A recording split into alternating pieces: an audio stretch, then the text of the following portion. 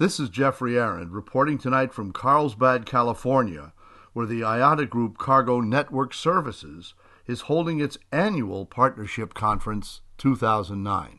My name is Klaus Holler. I'm responsible for the Lufthansa cargo activities in the Americas. My office is in Atlanta, Georgia. And if you're interested in more information about Lufthansa Cargo, please visit our website, lufthansa-cargo.com. Klaus, to set the table here, a Volkswagen executive said this week, when we invest in marketing things, good things happen. We think it's important to stick to our roots and our value message, going for a higher percentage of a dwindling market share. And when this crazy situation comes straight side up again, we will be positioned to increase our share even further. I think it sums up nicely what everybody in the industry is thinking right now. Values to be kept, values to be held, and something where we as companies have to really put an emphasis on, not losing out on our values in a very difficult situation. What is the greatest challenge now in this economy to your business?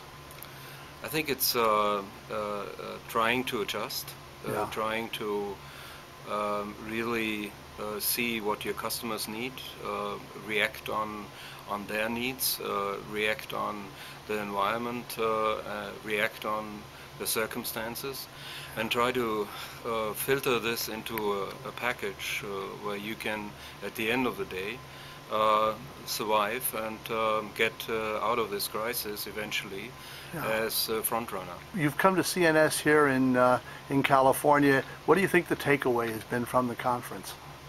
I think it's always a great opportunity, and that was all the while the CNS is a networking event. You have opportunities to talk to your customers at a relaxed atmosphere. Everybody is here. You save tremendous amount of money in terms of having everybody here, being able to talk to everybody, and this year especially being able to really go into a little bit more detailed discussions about the needs of your customers and how you need to react to their needs, and how do you need to put yourself into the whole game to make it successful. What other measures can you take to maintain your edge and to make sure you stay on top of things? I guess cost cutting is one of them. Yeah, I think that's the basic. Everybody has to go through cost cutting, trying to adjust your costs to the needs and your business environment. Naturally trying to adjust your capacity as well. But for me, most important is that you keep your standards, you keep your values, you keep your position in terms of quality, production, and customer relationship to make sure that you be still in the game, and you continue to be in the game, and be in also the, let's say, the thoughts of your customers, if I want to say that like this, and that's the most important thing for me. Have you had to change the way you do business very much? You've made a very famous quote in the business saying that the business has changed so much in the last few months than in the 40 years, and by the way, congratulations on 40 years, then it's changed quite a bit. Have you been able to keep pace of that? Is it, and how do you do that? I think, as I said, it's something in the last 5 months or 6 months we learned, and we had to go through that learning process, which we most probably did not have in the last 40 years. And by the way, it's 42 meanwhile. But congratulations. But on the other side, it's not only learning; it's also an exciting experience, and puts yourself into a completely different position in terms of flexibility, aggressiveness in terms of how do you view my customers, the intensity you approach your relationships.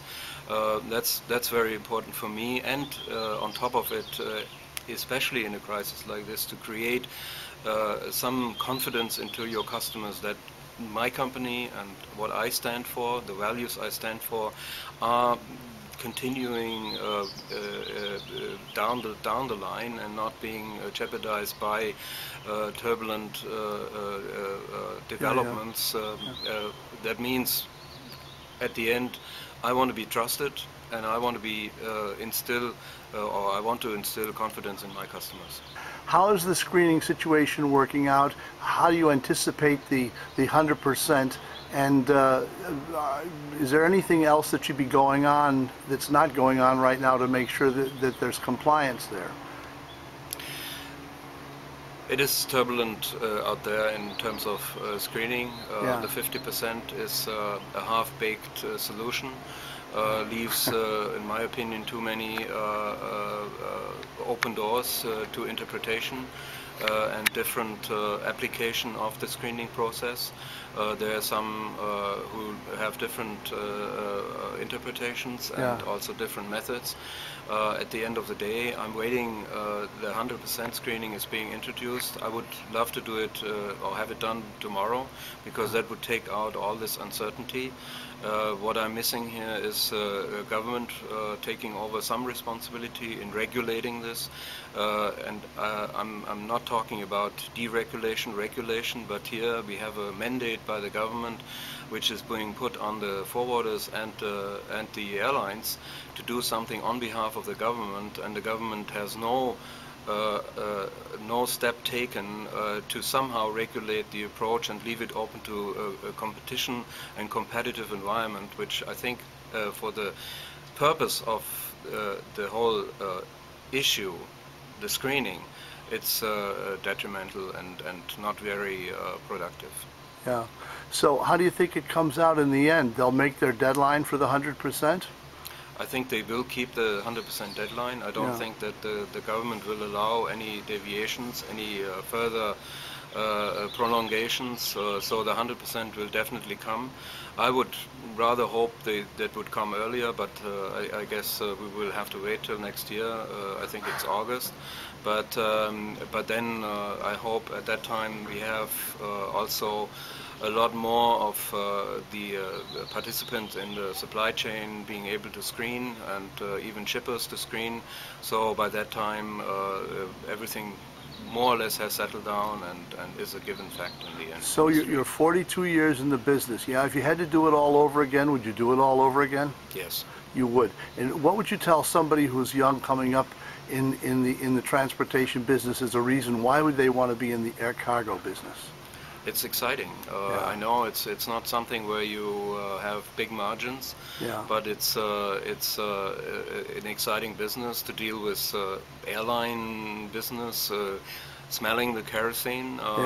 This is something I think which is unique for that industry. And as I said, if I had to do it again, I would do it again. Airplanes coming from familiar places and taking off to places yet to be discovered. Yes. Well, thank you very much, sir. Welcome. If you'd like further information on developing air cargo topics, go to www.aircargonews.com. If you'd like a free subscription to Air Cargo News and to our thrice weekly publication Flying Typers, write to me, Jeffrey, at aircargonews.com. In the meantime, thanks for watching, and keep 'em flying.